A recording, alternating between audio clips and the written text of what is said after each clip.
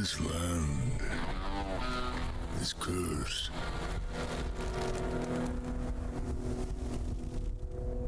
Where my people roamed freely, now roams only death. It came with the white man on his iron horse. Great Spirit, take pity on you. May your soul find peace in the spirit world.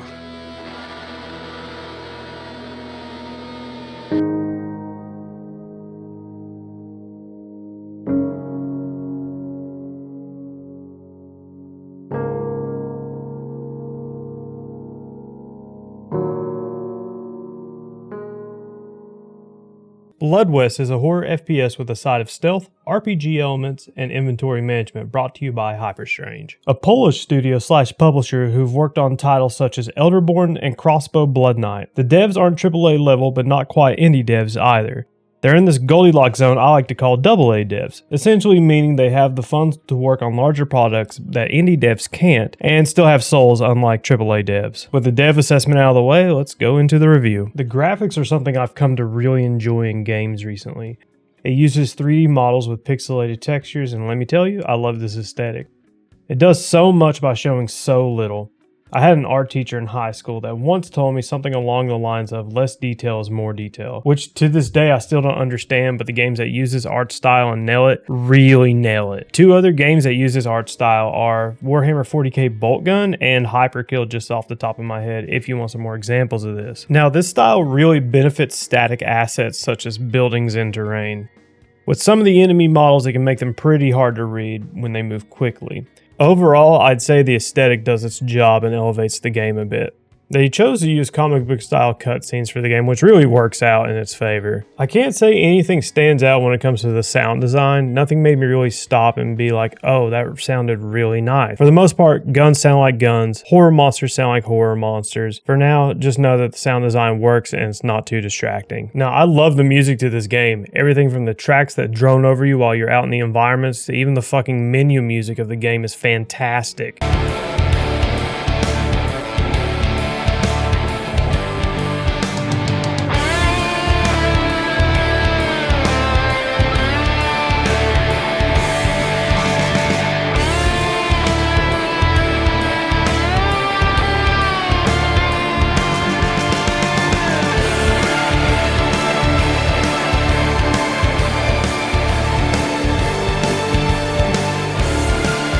It's honestly one of the first games in a long time that made me recognize that song was playing.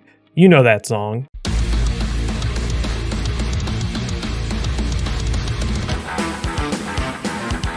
They got a southern rock band named Ghoultown to do their trailer music, and honestly, it does not disappoint. Walking in a twisted world, a place I don't belong. Nothing left to see, everything is gone.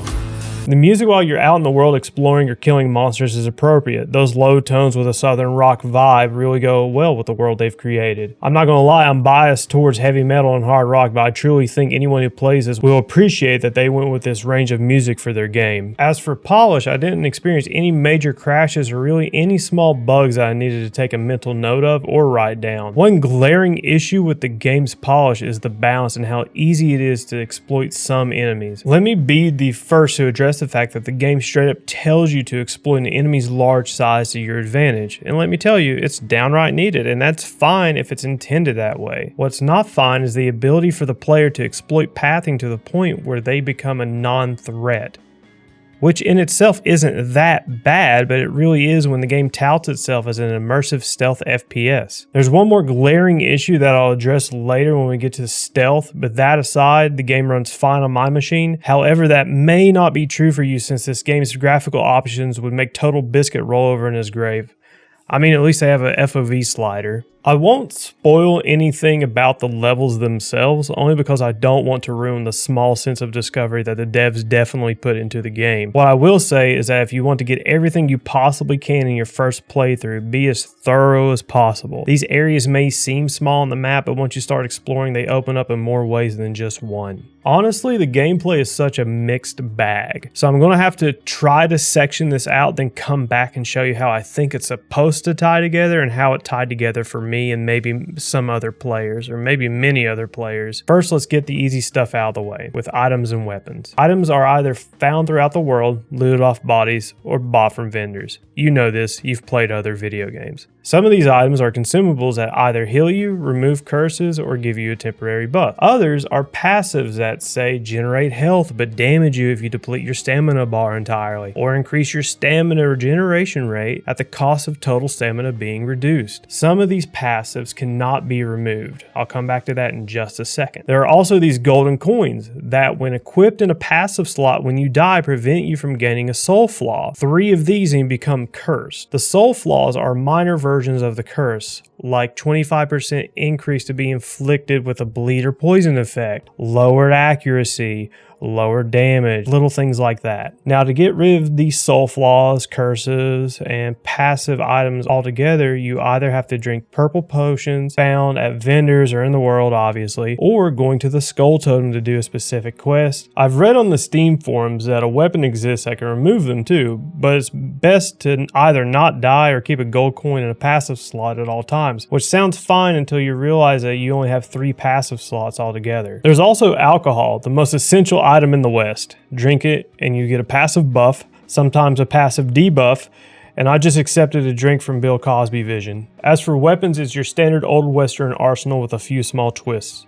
You have your rifles, revolvers, shotguns, and bows. One thing to keep in mind about the weapon system is that you can only have 2 weapons equipped at any given time. Your secondary slot is reserved for your pistol, while your primary slot is reserved for everything else plus melee weapons. So before you go into an area, it's expected of you to plan out your attack and also have what weapons you need equipped. You also have throwables like Molotov cocktails and dynamite. Most weapons are just standard weapons, and better ones unlock in sequential levels that have better overall stats in either damage or effective range. There are also special weapons that either modify stats, work off of alcohol, or come with their own passive perks, like every headshot kill you get with this weapon restores 5 health points.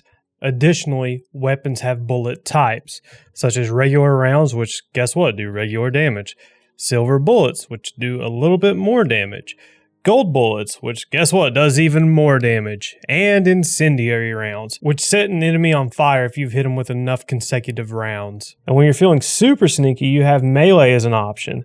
The game has multiple melee weapons and even some special ones. Since I've mentioned stealth, let's talk about that next. With stealth, you have this little bar that fills up when the enemy hears you moving around or sees you, and it goes down when you hide or just stop moving. There's also a nice touch where you generate a lot of noise from dropping from a high place. The only other relatively stealthy mechanics are a lean to peek around corners and the ability to throw a rock to distract enemies in an area. So how difficult is the stealth? Well, it's not, which is surprising since the Steam page describes this as an immersive stealth FPS. Most enemies don't react to gunshots how you'd expect them to. Let me give you an example. I go into an area, I shoot an enemy at range with a gun. The gunshot noise doesn't alert the rest of the area. I test it on another enemy and the same thing happens. And I think, okay, maybe it's where I'm from farther away. I continue through the game, go into a building where there are enemies on the floor above and below me.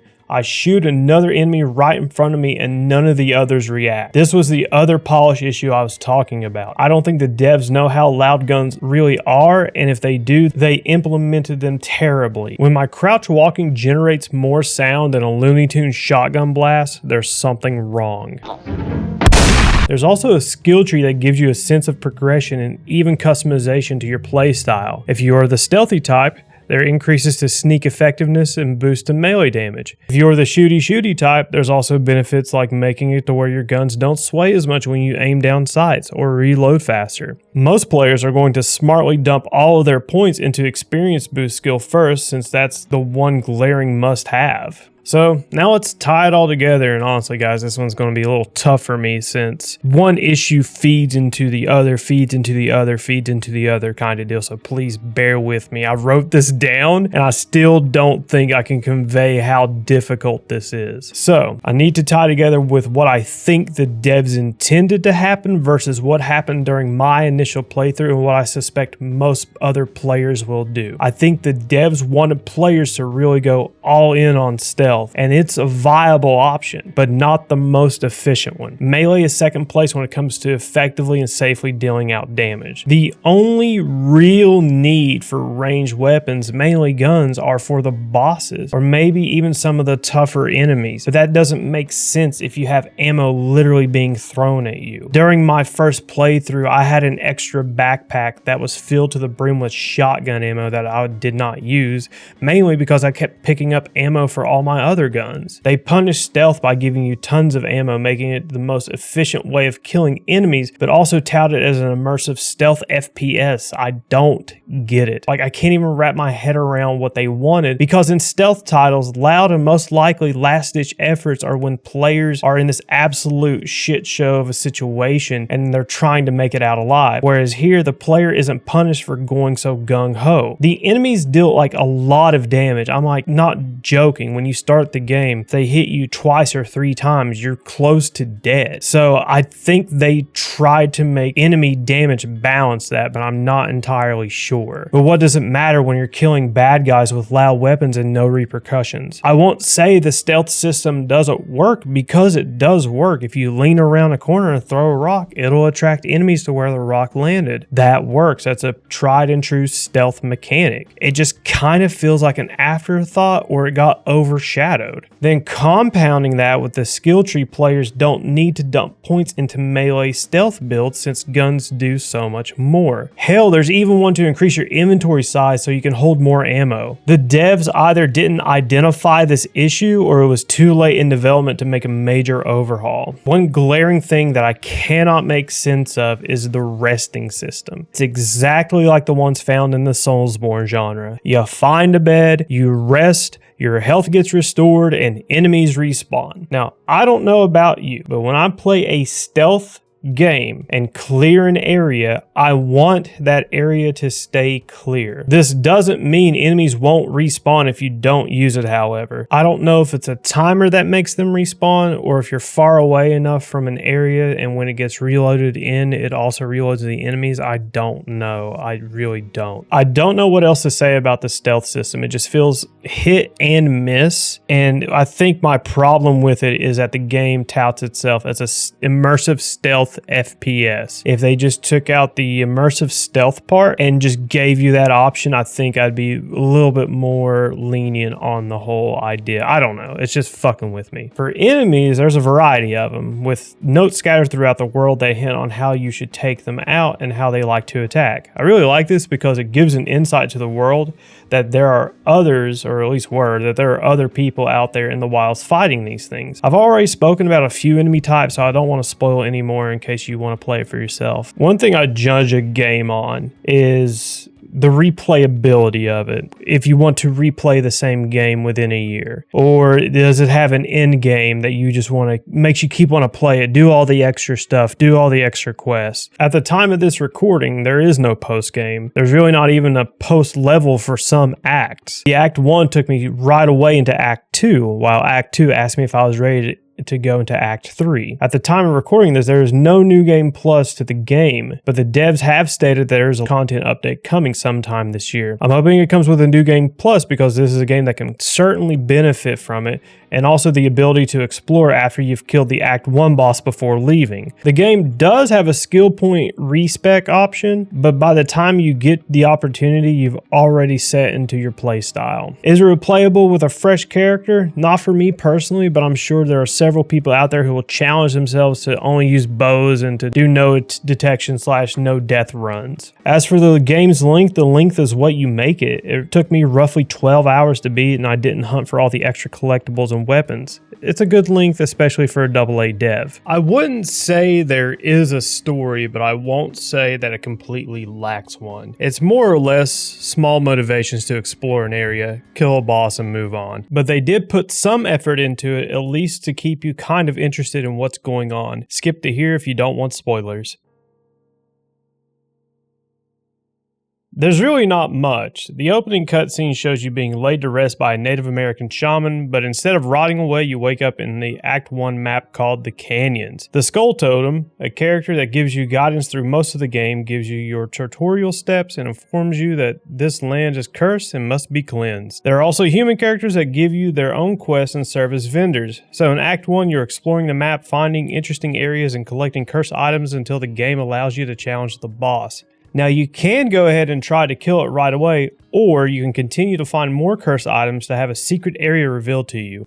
In that secret area, you get to half health the boss before you fight it. This takes you right into Act 2 without warning. So with that lack of story right away, you can kind of tell that there's not going to be much in the way of story in this game.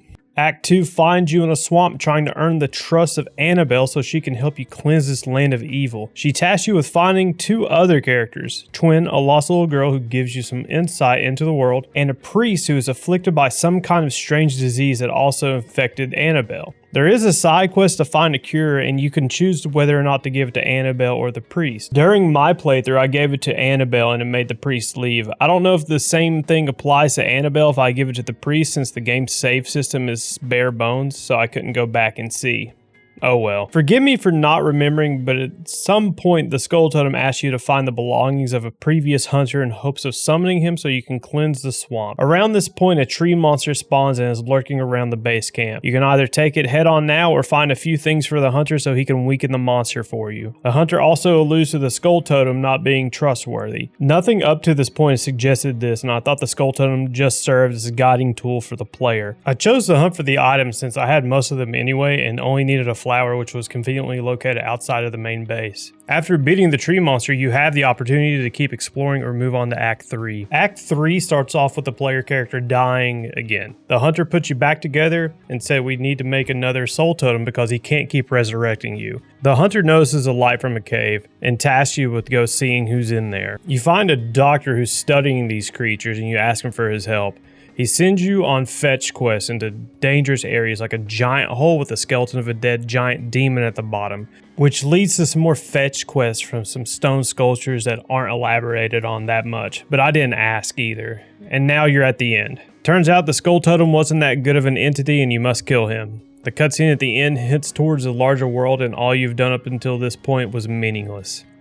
The moment I was convinced there wasn't an actual story was somewhat of a relief, but disheartening. It's a relief because that means anyone can play this game and just have some mindless fun. It's also disheartening because they could definitely make a sequel for this title and even expand some gameplay elements. The ending cutscene sort of hints that there could be more, but I doubt that. Most of Hyper Strange's catalog are one and dones, and I doubt this will be an exception. The world they've created is interesting and really needed fleshed out. The fact that there is no real story is fine, some games don't need one. Look at fucking Minecraft for God's sake. But if you're going to put one in, it needs to be better written than this. Some of the best characters were side quest givers, and if they had a bit more spotlight or quests with unique rewards, they'd be more memorable. Let me give you an example. Twin, the little girl you find in Act 2, is dressed like a stealth character. Despite her age, she survived in this nightmare of a world, and there's no real reason as to why other than maybe she's small. Now keep that in mind and let me introduce you to one of the most broken items in the game, the Cultist Mask. It's a mask that, when at full health, makes you invisible. It's found in the mines in Act 3 and makes the rest of the game a cakewalk. You've probably already figured out that I'm going to ask, why aren't there real quests with real rewards? If Twin made the player complete a number of quests across Act 2 and 3, then rewarded them with this item, it would feel well deserved, but no, you just find it in a mine. I can appreciate finding cool stuff out in the wild, but when a god item is just sitting there for someone just to happen upon instead of earn it, it doesn't feel good. The game needs a New Game Plus mode, plain and simple. simple, especially with the structure of sending you straight from Act 1 to Act 2. That honestly burned me a little bit and definitely has burned other players. I would say lower the amount of ammo the player gets and lower the amount of damage enemies do. I'm not kidding when I say I have an extra inventory bag filled with ammo that I'm not using. With how little the player is punished for using firearms and how punishing some enemies are, it seems like a fair trade-off. This will also help incentivize players to use more stealthy playstyle. Additionally, make weapons more of a live ability. If Grandpa's standing in his backyard shooting at the drones flying in the sky to get free care packages, don't you think the entire neighborhood would hear it? So why don't enemies? I can't stress enough how insane it is that if you're in a building full of monsters and you shoot a gun that they don't